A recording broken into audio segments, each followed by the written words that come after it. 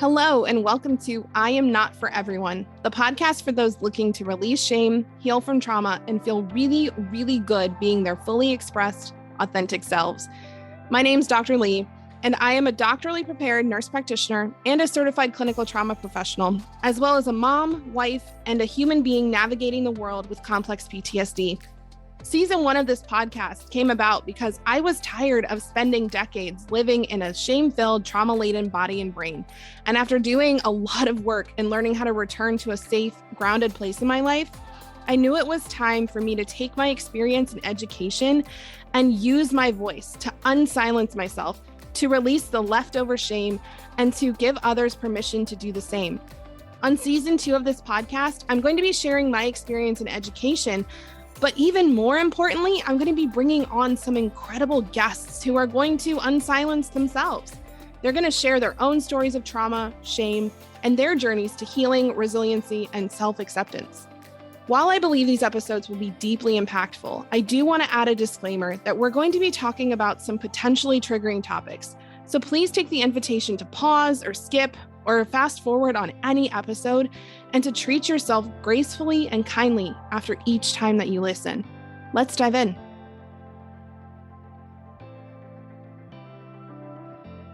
Hi, everyone. Welcome to this week's episode. I am so honored to have our wonderful guest with us today, Dr. Christina Padrutt. We actually got connected through my sister, who's been on the podcast before. If you go back to I is for Intuition, way back in season 1. And we're both fellow nurse practitioners, doctors of nursing practice. And I remember when I heard part of your story going, oh, yes, she could be on our podcast. So I'm really excited to have her here today with us to have this really great conversation around her story. So hi, Christina. Would you like to introduce yourself anymore for the listeners? I am Christina Padrutt. I am, just for context, I am 45 years old, and that just comes into play a little bit with some of my story and some of the things that I've encountered people saying to me about my story. And if I forget, remind me to circle back to that. I just really kind of wanted to share, I went through a lot of childhood trauma, and I wanted to share my story because I think as someone who has been through childhood trauma and a significant amount of it, and came out what I would define as successfully on the other side of that. I don't think that there's enough visibility of that in our society. I think that typically when you hear stories of people who went through a lot of childhood trauma, they're typically the prostitutes or the drug addicts or the criminals on the TV shows. They're not the good guys. They're not the people leading change in the world. They're typically the people that are, represented as kind of the victims of their circumstances, instead of being able to overcome those circumstances in a meaningful and successful way that leads to good outcomes for them. Yeah, I think you're absolutely right. This is one of the reasons we have the podcast, honestly, is because, and I have so much love and compassion for anyone who does end up in a situation like that with substance use or, situations where like there's a lot of disempowerment around what's happened to you, like so much love and compassion for that. And I think it's really good to highlight the fact that you can have a lot of these experiences and still have healing and have resolution and have resilience and live a life that feels good. So that's why I was so excited to have you on here. So if you just want to dive in and start telling us your story of shame and trauma, that would be great. Yeah. So, going back and first of all, I just kind of want to preface a couple of things that when I talk about the abuse I endured, if I talk about my mother and my father, if I'm referring to a situation where I'm referring to abuse I encountered, I'm likely referring to my biological mother and father. I was adopted by a wonderful couple when I was 13 years old, who I also refer to as my mother and father. Gotcha. So just to be clear, the abuse was not at the hands of my adoptive parents. For anyone who may know them, when I'm referring to that situation, I'm referring to my biological mother and father, just to be clear there. So the first, and kind of the first memories I have are living in Battle Creek, Michigan with my mom and one of her husbands. She's been married multiple times. And it was an abusive household. To this day, I can't eat Alka-Seltzer because one of the things, if you said something that someone didn't like, you had to eat Alka-Seltzer tablets and stand in the corner, and you weren't allowed to spit out the foamy stuff. And if you did, they shot you with a BB gun, for example. Wow. There was sexual abuse that happened in that environment to my siblings, but not to myself in that environment. My parents actually had divorced. My understanding is that when my mother was pregnant with me, and there was a custody battle. And at my earliest memories, we were with my mother, but at some point my father gained custody of us. So we went to live in his household. And then when we moved from my mother's household to my father's household, not only did the psychological and physical abuse continue, but that's when we also encountered a new layer of sexual abuse. My sisters and I don't know for sure if my brothers were sexually abused because I was so young when all of it happened. And I've never, actually, one of the things I'd really be interested is to read the court documents from all of this, because I actually don't know the whole story in context. I only remember it from the perspective of when I went through this, and I was in foster care by the time I was in third grade. I had been removed from the situation. So doing the math on that, I was probably 7 or 8 years old going through all of this. The physical abuse would consist of just, if my dad came home and he had had a bad day at work, he would just line us all up, beat us with a belt on the soles of our feet where people wouldn't see marks. Psychological abuse. I remember one time my brother asked for seconds on a meal we had, and my dad had made biscuits and gravy or something, something like that. My brother had asked for seconds, and my dad made him eat the entire pot of gravy for asking for more, and to the point he was very sick. I remember a lot of neglect. I remember there were times me and my brother Jesse would be out in the yard cooking dandelions in a little campfire with a skillet to make dandelion jelly sandwiches, because my dad was, when he wasn't at home, he was either working or at a bar. He had an alcohol problem. He had a drug problem. Again, it was very abusive.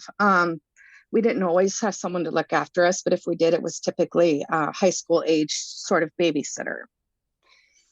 How we kind of got out of this situation is that my sister Loretta had gone on a visit with my mother and had told my mother about the abuse that was going on at my father's house.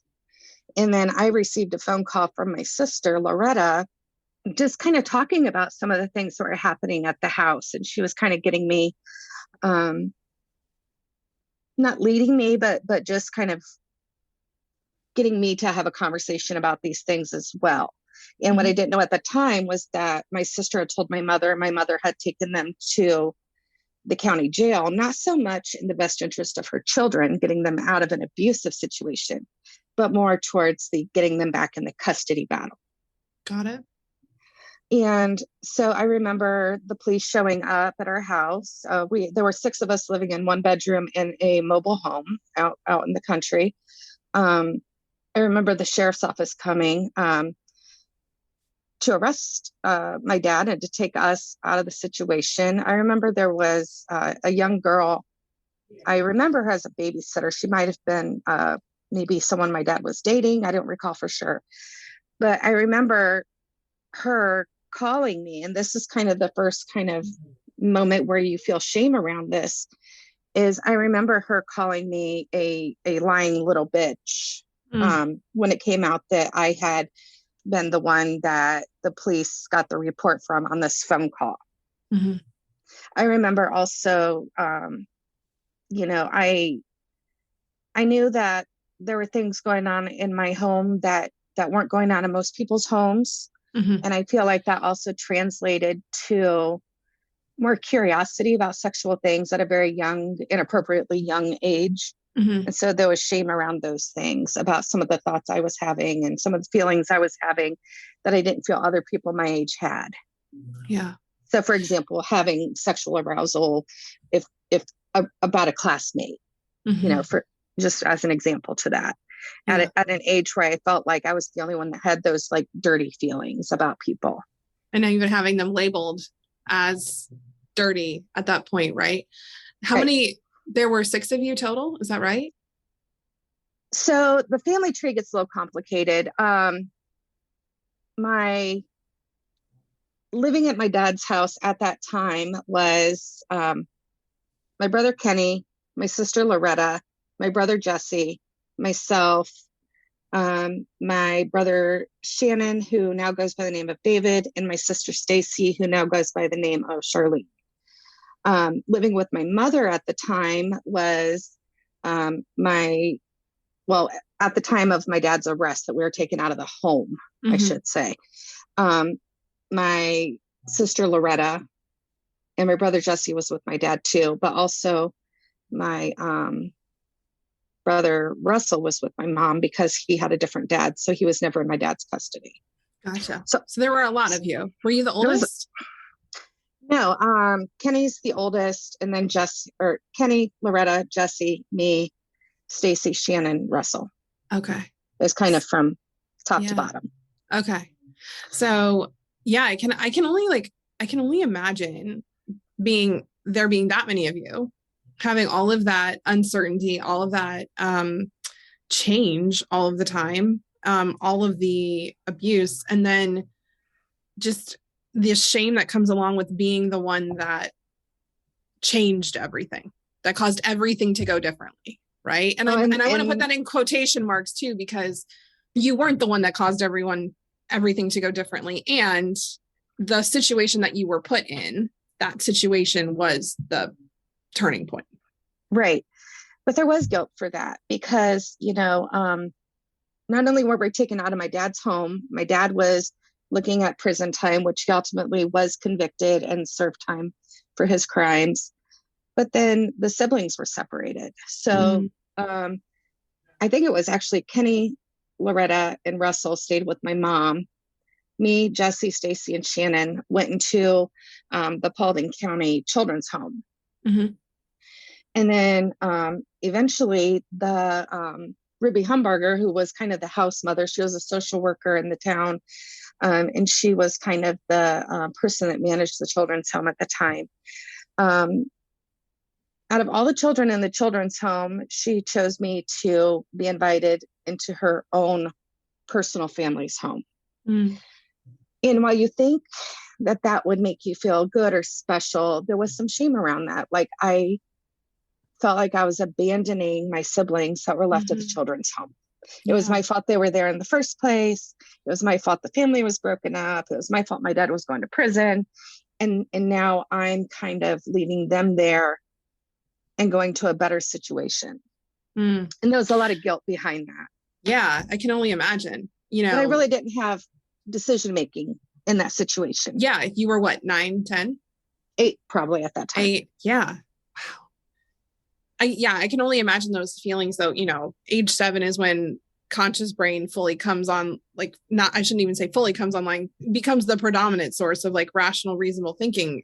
So being right at that age, you have so many subconscious memories of that affect who you are and how you think about things. So to go through that at 8, after going through everything you already had, that is definitely probably a formative thing that happens. And a big belief is then, this was my fault.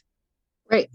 And then circling back to why I gave my age, if you think back to what was happening in the world of the legal issues around child abuse and sexual abuse in the 80s, because I was born in 76. In the 80s, there was a lot of leading child witnesses on. There was a lot of lack of integrity into how children were interviewed. There was a lot of leading questions, things like that. And I do remember at one point, my adopted mother, who I adore, she's a wonderful person. So please don't think I'm, trying to turn her into a villain by saying this. But I do remember at one point she said, there was a lot of people falsely convicted in the 80s of child abuse because of the way children were interviewed and asked so many leading questions.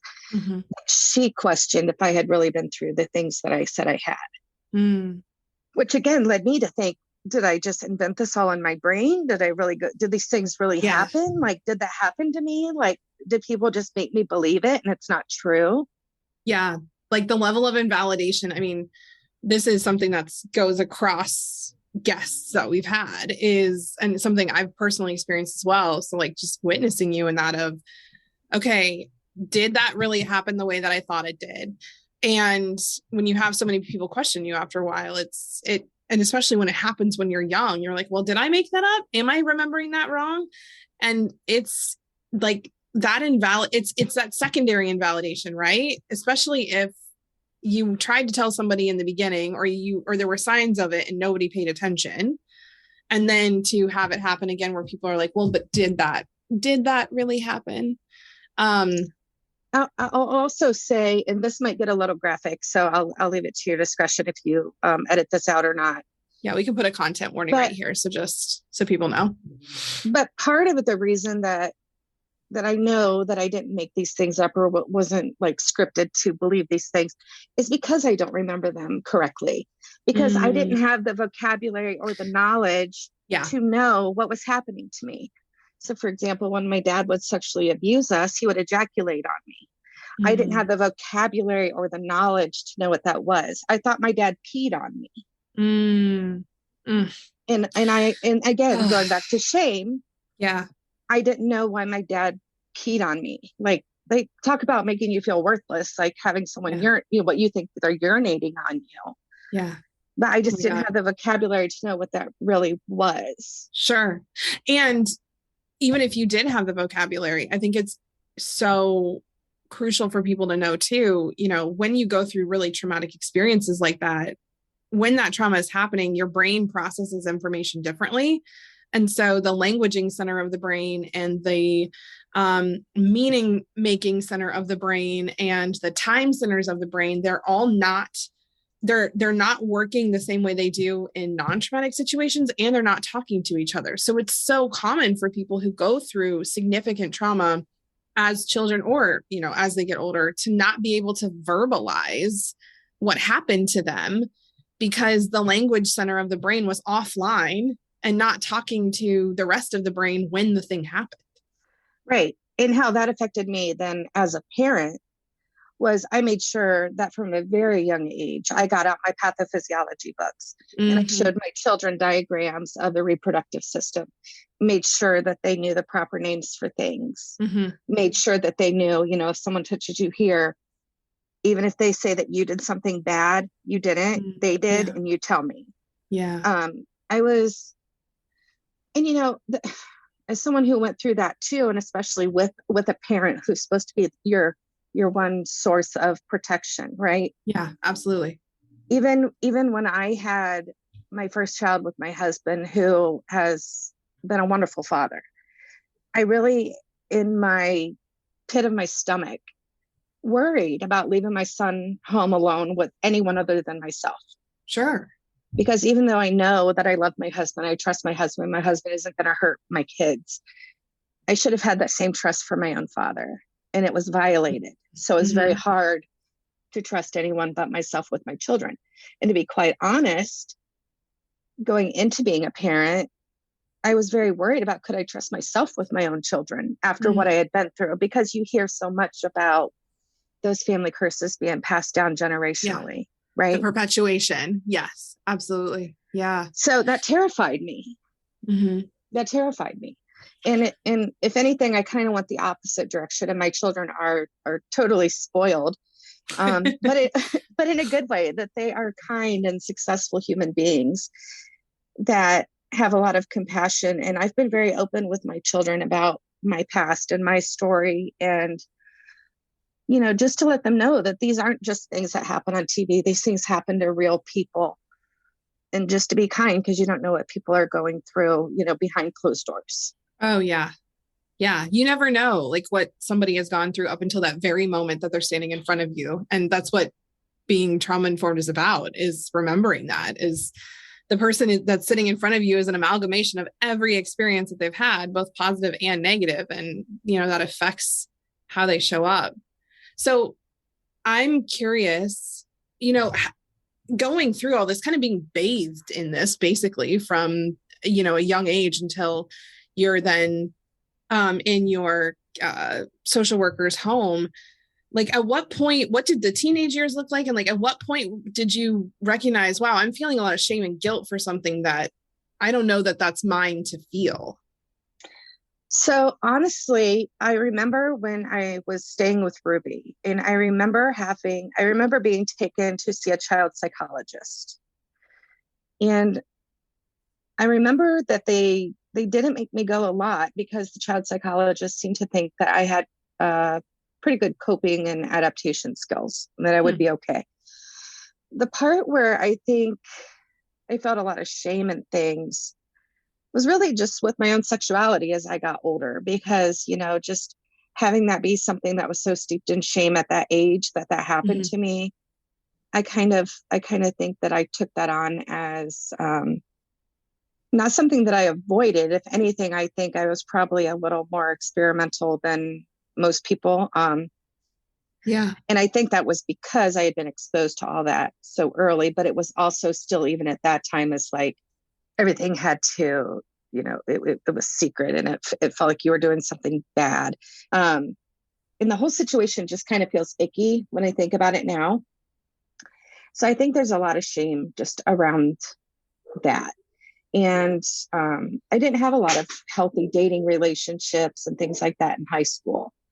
It was more, for example, just sexual encounters, but not really, I would allow myself to be someone's sexual partner, but not be worth enough to be dated by them. Like, does that make sense? Yeah. Like there was a willingness to be physically intimate, but like the emotional, mental intimacy was a different story. It was more like I wanted them to like me so bad that I would be willing to let them have my body, even if they weren't interested in me as a person. Sure. Which is such a common thing of children who've survived, molestation, assault, any sort of sexual abuse, is my body is an object. People value me for this piece and not necessarily for the rest. Right. And so like, this is how I get love and validation, or this is how I'm able to connect with other humans. Right. Right. And I've thought about that a lot in the context of like my weight, because as an adult, I'm very obese. And I've thought about that and really, really wondered if on some level, if it's not a subconscious way of trying to like make myself less attractive to people. Yeah. Versus, there's a lot of research that shows that childhood, adverse childhood experiences lead to chronic illnesses as an adult. And I know we had talked a little bit before we started just about some of the differences in outcomes between myself and my siblings.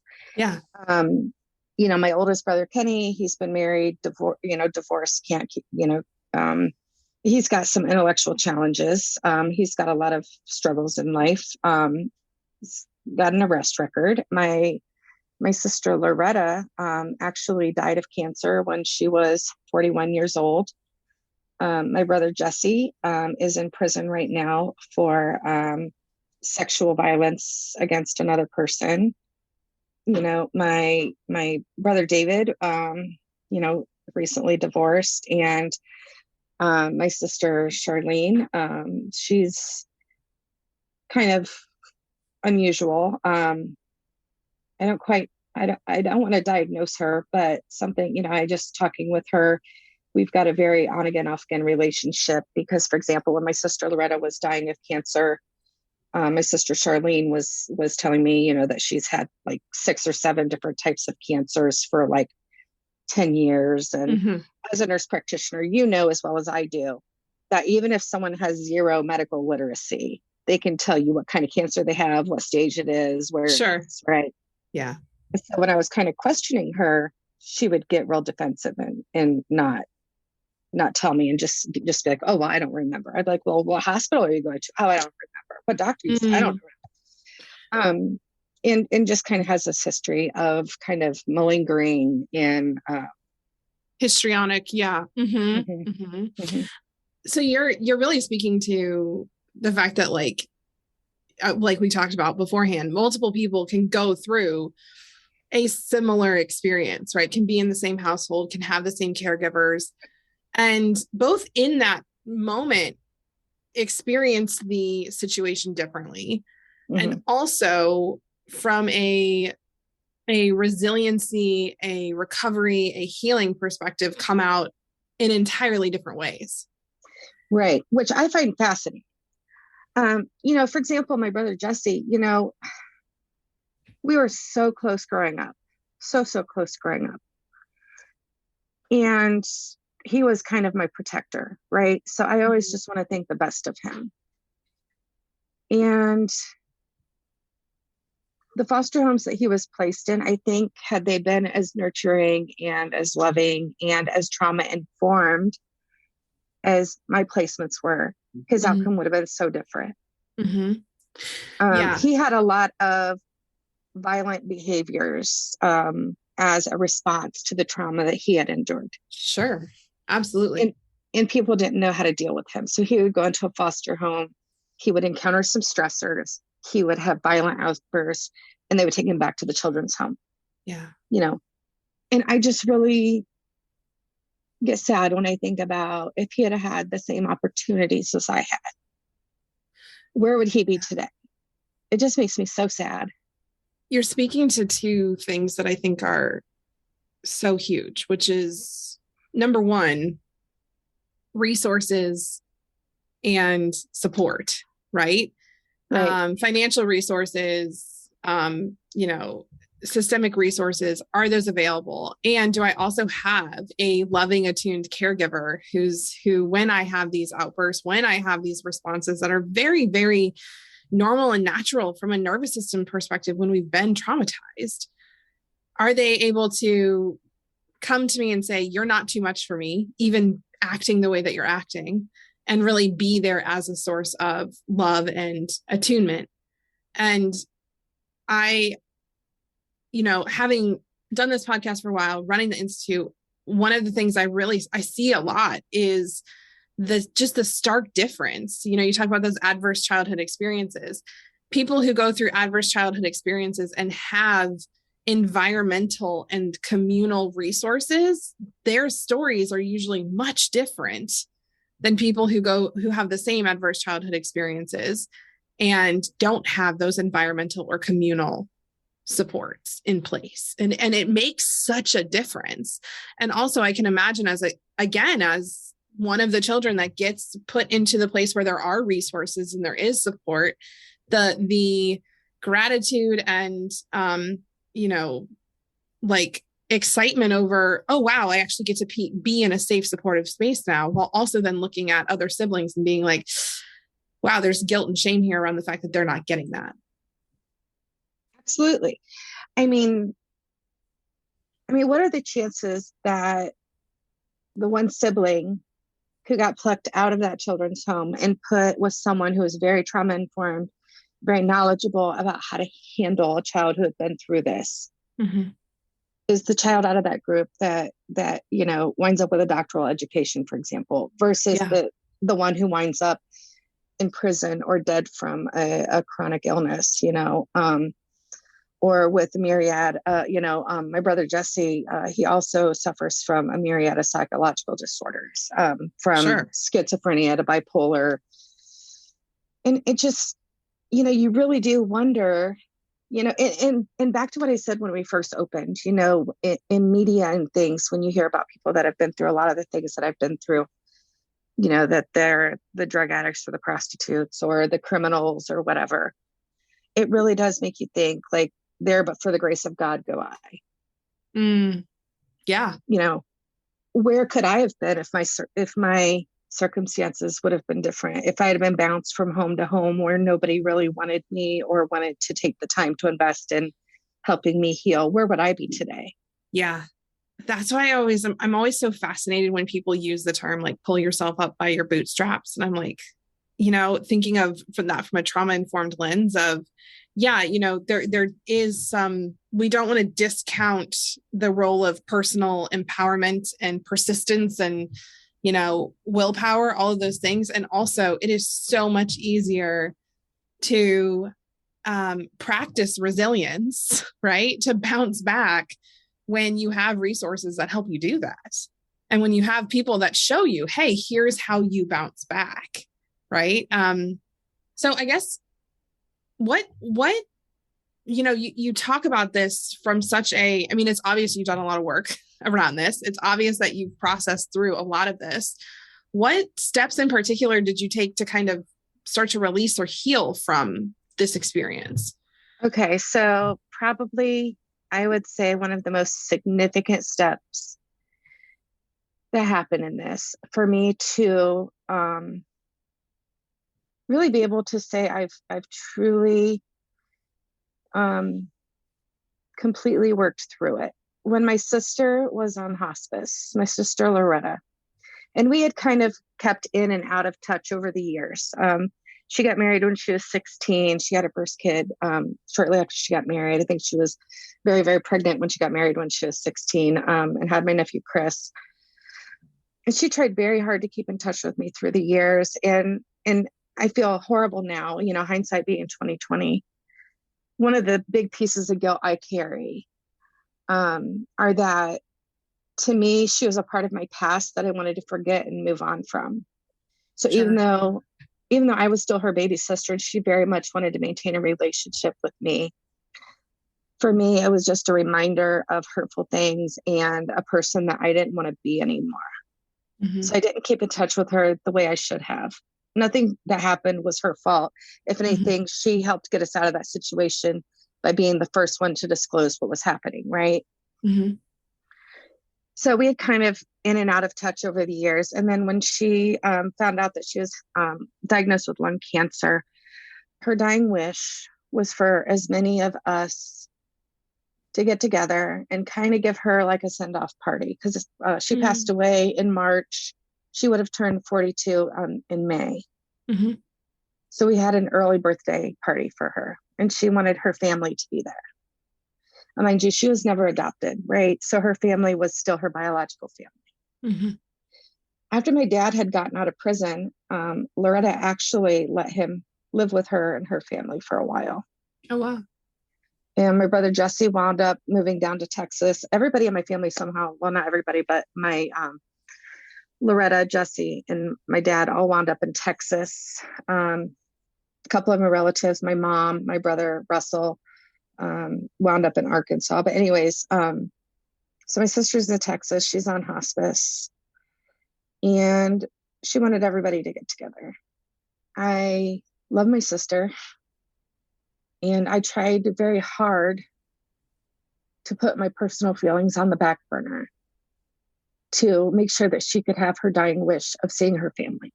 Mm-hmm. But I knew that meant I had to be in the same room as my dad. Mm-hmm. And, just going back again, through the story, you're probably like, wait, why didn't your mom get custody back of you? Why did you go into the foster system when your mom was there? My mom, the first time I went in foster care, I was actually 6 months old, because my mom had neglected me to the point of near death, with failure to thrive. She was not taking care of me. And I was very, very ill at 6 months old from neglect. And I had, again, once I became a mom, there's kind of this guilt in me that I'm not going to do everything right as a parent. And I can't imagine how much of a hole it would leave in my heart if something I did to my children made them get to a point where they're like, I'm never speaking to her again. Mm-hmm. Let alone that they were assigned a whole new family and a new name. Like, it was like I never existed in their life, Mm-hmm. So once I became a parent, Loretta still had contact with my mom and just said, she asks about you. Is it okay if I give her your phone number and she can call you sometime? And I was kind of like, okay, yeah, that'll be fine. So I tried to I tried to give my mom a second chance to have like a relationship with her, my biological mom. And then when Loretta was on hospice and all she wanted in the world was to see her family one last time, my mom refused to make the trip from Arkansas to Texas to see my sister. And if I could make that trip and have to confront someone who put me through such horrific things at such a young age, I felt like there was no justifiable reason that my mother couldn't go see my sister. Her excuse was that she didn't want to see her like that. But actually, my sister looked pretty healthy up until the end. She had moon face and she was on oxygen from being on steroids and things. But she was still very active. The trip we took when we went down to Houston to see her when she was on hospice, she was in a rocket club, and we went to NASA in Houston, and my kids got to shoot off rockets at NASA. I mean, how cool is that? Like, she was still very much able to communicate and get around and do activities. Yeah. So it's not like she was kind of what you think of when you think of someone who has a terminal illness, you know, that close to their death. She still had a very good quality of life up until the very end. Mm-hmm. So my mom saying that she just couldn't see her like that, I just thought was so extremely selfish, and just validated that that she was not, in my eyes, someone who deserved the title of a mother. And I think being a parent put a lot of this stuff that happened to me and that I've been through in my life into context. Yeah. You know, my daughter and I are so extremely close. If my daughter was on her deathbed, she wouldn't even have to ask me to be there. Yeah. And I wouldn't care about how she looked. I would want to be there every last breath I could with her. Yeah. I can't imagine telling my daughter no when her dying wish was to see me. And how much selfishness. And maybe I'm judging my mother too harshly on this. Maybe I'm judging her too much. And I don't know, honestly, what her real thoughts or feelings were. I only know, what her response to me when I asked her was that she just didn't want to see her like that. Sure. I can't imagine not being there for my children like that. Mm-hmm. I just can't. I can't either, honestly. And so I cut off communication with her after that. I gave her a second chance, and she just showed her true colors again in my eyes. So did that feel like healing? I mean, I'm guessing that's a turning page point. Both seeing your father or getting together with your family in that moment, and then also saying, you know what, I don't want to continue this relationship with this person because it doesn't serve me, and it's not a supportive one to have. Mm-hmm. Do you feel like did that help like lift a weight? In a way. I think what also helped to lift a weight was I had a conversation with my dad in Houston when I saw him.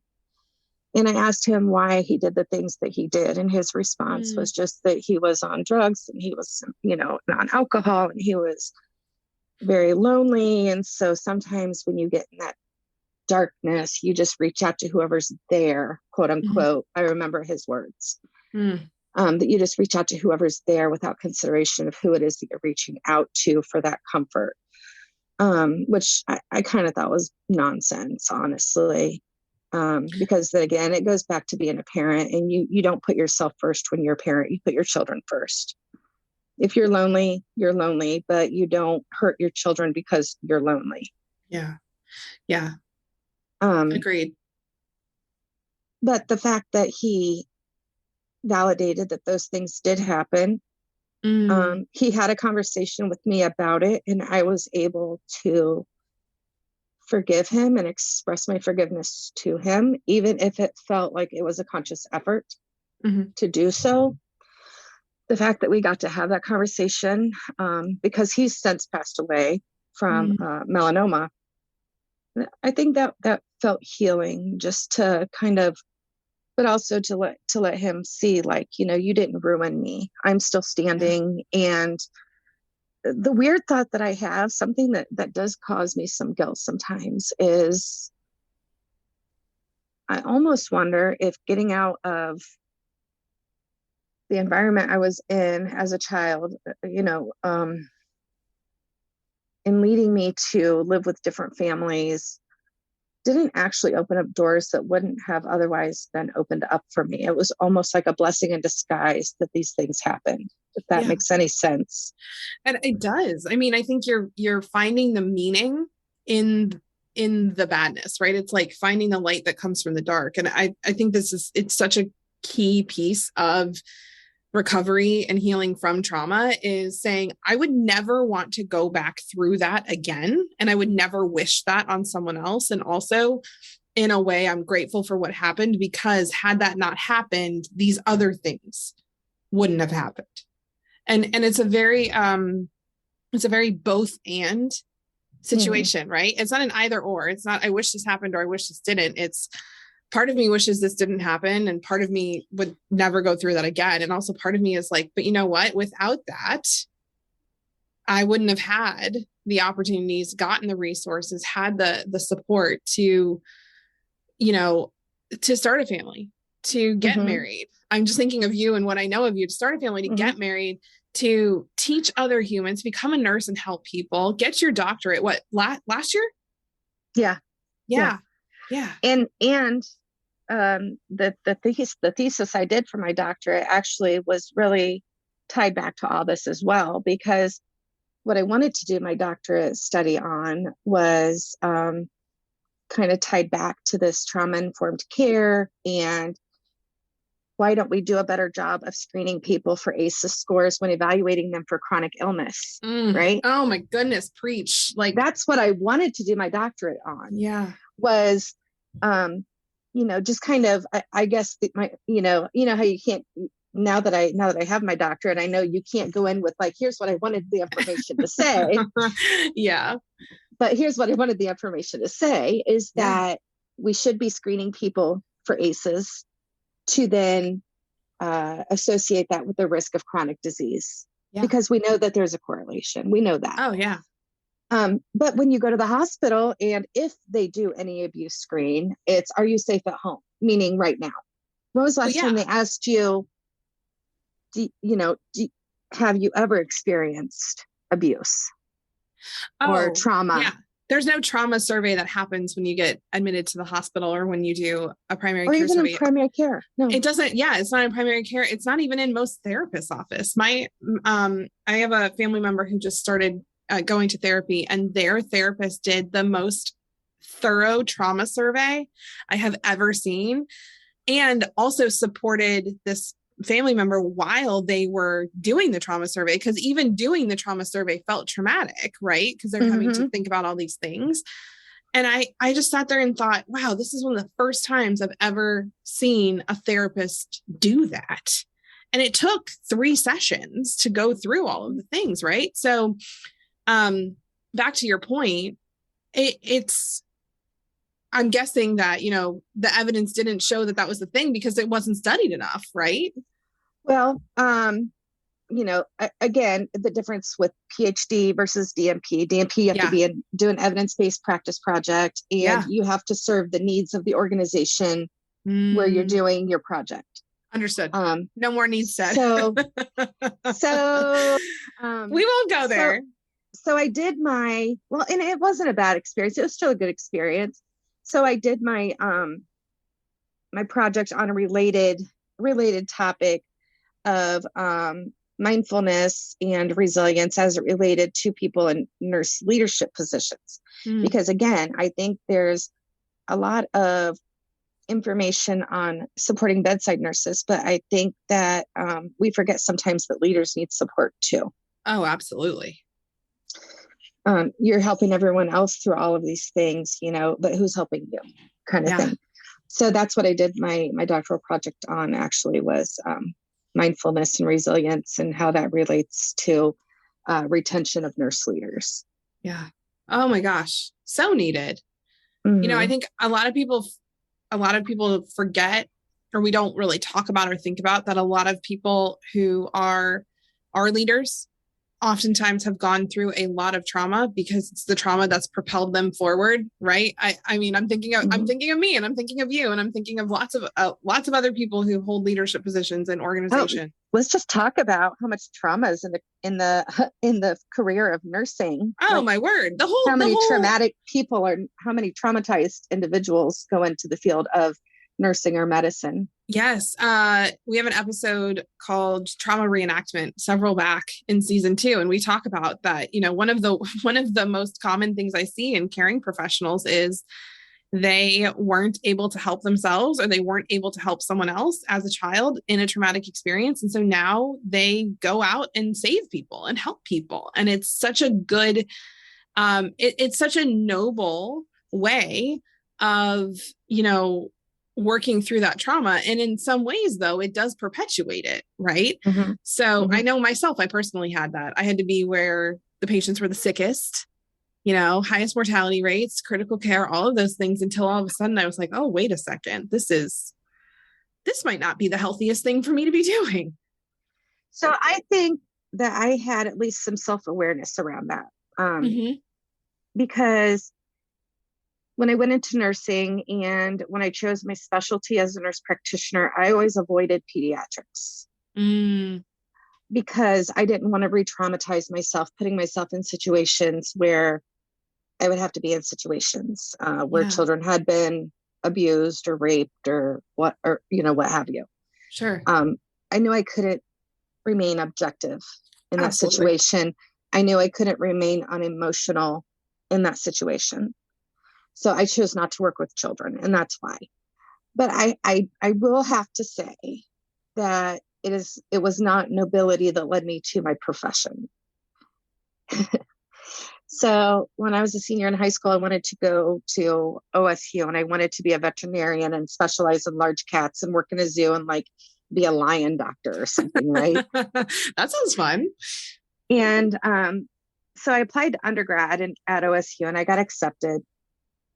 And I'm 17, and I know nothing about how college is financed. And, I have these dreams of going from, small town America to Columbus. It's so big and exciting. Oh, yeah. Uh-huh. And then I got this full academic scholarship to this little rural community college. And I was like, oh, crap, I can't let mom see this. So I put it in the trash in the kitchen. Well, my mom looked in the trash can and saw it. And she kind of, she's like, did you really just throw away free college in the trash? And I was like, yeah, I don't want to go there. But it was a wonderful college, and it led me to, one of the options at the community college was associate's degree nursing. And in my stupid little 17-year-old brain, I thought, oh, well, some of these classes might be able to transfer to vet studies later. Oh. So even though, totally different species, who cares about that? Yeah. But that's how I actually wound up in nursing, was because I didn't hide something I threw away well enough from my mother. Oh my gosh. So. I love that story. Oh, but you know what? It's just kind of an example too of you end up where, you end up where you're supposed to be a lot of times. I agree with that. Because number one, Northwest State Community College in Archbold, Ohio has an excellent nursing program. And even my advisor at OSU, when I was going into grad school, used to assess colleges for an accreditation. And when she saw in my resume that I went there, she had this whole conversation about what an excellent program they had. So it was a very good school. Please don't, I'm not trying to minimize that college, because I got an excellent education there. Yeah. But yeah, it was good, and it led me to where I am. And I can't tell you how many patients I've told that story to, just kind of, making conversation with them while giving blood transfusions or whatever. You have to sit in there, and you don't want awkward silence, just staring at each other. And they've just said, tell your mother I said thank you. Oh. And, that just really does something to your heart, Yeah. Yeah. No, my eyes just started leaking slightly there. That's such gorgeous confirmation that you are where you're supposed to be. So what does life feel like now? I mean, what, having gone through everything you've gone through, it sounds like really the outlook you have is positive. It's one of strength and resilience. Like, what does life look like now? So, now, I live with my husband of, we got married in 2000, so almost 22 years. We have 2 adult children. I am a nurse practitioner, but I do not have a clinical practice right now. I volunteer at a free medical clinic, and I teach at a college of nursing. I feel like I'm happy. And, I had a conversation with a colleague about this, and something odd that both of us who had been through some traumatic things as children, she's the only person I've ever told this to who was like, "Oh my God, I completely understand what you mean by that."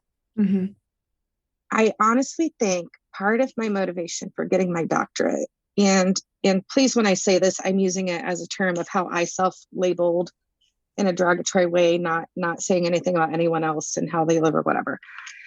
There was part of me that felt like I had to educate the white trash out of myself. Because I think, going back to what you said about kind of that shame, that my heritage is very much that of like, my dad was from like Kentucky, and you kind of think about all the jokes people make about Appalachian. Oh yeah, like the white lower socioeconomic status, uneducated. Yes, absolutely. Incest, yes, all that. Absolutely. And I think, but going back again, that's kind of why I distanced myself from my sister, because I wanted to detach myself from that identity that I had kind of ruminated on and thought that's what people thought of me. So I think in some way that maybe not subconsciously, because I have actually, it's bubbled to the surface before, but I think there was some effort to like educate that part of myself away. But at the end of the day, those things are still there, and education doesn't erase trauma, right? It just maybe makes you better equipped to deal with it, to handle it, and to move past it instead of living in it. And so I think it's given me some good tools, but it doesn't take away the things that happened. And it doesn't take care of, just the shame and the consequences of that, the ripple effects that situation has had on so many people. And that's the thing I think about the most. It's just the ripple effects that situation had on everyone. Yes. And I think about the ripple effects of you, the fact that you were able to get out of that situation, to get put into some loving, caring places, to have people raise you and pull things out of the trash for you and say, excuse me, right? Like, thinking of the ripple effect of this entire experience on you, and then the ripple effect that you've had on so many people moving forward from that place. Your story is one that I think is so beautifully illustrates just like how complicated trauma and resilience are, right? If you think about your dad's, the ripple effects of your dad's behavior, and the ripple effects of your mom's behavior, and the ripple effects of yours and your sister and your your adopted parents, like they all interact and they all intersect and they all change the way that the water moves for every person who they touch. And that's why, we can't just say like, it's not a black and white thing. It's not a black and white thing. And so I'm so appreciative of your story, because I think it's one of the more significant ones from a childhood trauma perspective. And also just like the example of, the goodness of grace and like, the fortunate situations that you ended up being placed in and what's come out of that. Right. And I would be remiss. I know I talked about the Humbargers and I talked about the Halls, who are my adopted family, but there was another foster family that had a really big impact on me, and I'd be remiss if I didn't at least mention them. And that was Ron and Rita Schmidt. And I'll tell you honestly, these families and these experiences had such a big impact on me that when I had my job interview, probably thought I was a little weird, because, when you're preparing for a job, they tell you, one of the biggest pieces of advice even I give people when I do mock interviews with students is look up the mission, vision, and values of the organization. Yeah. And when they say, why should we hire you? You need to be able to speak to how you as an individual are a match for their mission, vision, and values. So good. And in addition to my philosophy of nursing and education that I presented, as a part of that, when we talked about the values, I integrated how the Humbargers, how the Schmidts, and how the Halls had taught me these life lessons and instilled these values into me by leading by example.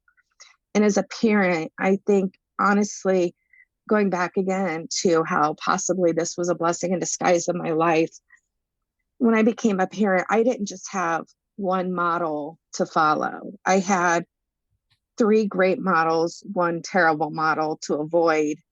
But then I got to kind of choose the best from these other 3, right, to integrate into my parenting. Wow. I just got literal chills. Like, yeah. Wow. Most of us only get that one example or maybe several terrible examples. And the fact that you ended up with 3 good is incredible. Right. So I want to just end. This is the question that I ask all of my guests, because I think that you all have such good wisdom and advice as evidenced by this whole episode. But what's one piece of advice or just knowing that you'd want to give listeners who maybe were who had a similar situation to what you experienced as a child, who maybe, are experiencing some guilt and some shame for the resources or the support that they received? What's something you'd want to say to them? That you shouldn't feel guilty that you got the things that you needed. And that what we can do moving forward is to help make change so that other people have those resources that they should have had, but they didn't. Yes, please. I know that that's something that you work for in your work. That's something that I work for in mine. And I hope that anyone who's listened to this, who sees himself in your story, can also,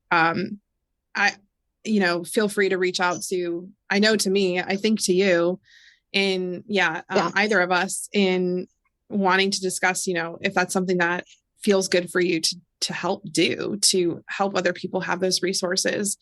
We'd be glad to connect, because this isn't something that one person can do or even 10 people can do. This is going to require a lot of people. So.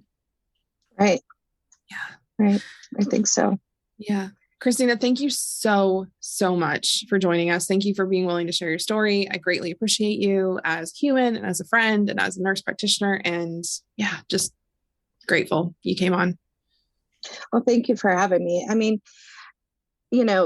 even this many years far removed, and even the fact that I kind of volunteered for this conversation, it is still jarring to talk about. And, I caught myself, I had have little shivers at certain times having the conversation, just because it is kind of triggering. But thank you for making it a safe place to have the conversation, and, being sensitive and asking the questions, is there anything you don't want to talk about? Or are you okay talking about this or that? And so I appreciate you making it a safe place to have the conversation. That's not always comfortable to have. Oh, thank you. It's my pleasure. And that's what we strive to do with the Institute and myself, is give everyone as much of a safe space as they can have to process through all this. So, all right, my lovely listeners, we will catch you next week. Thanks for tuning in.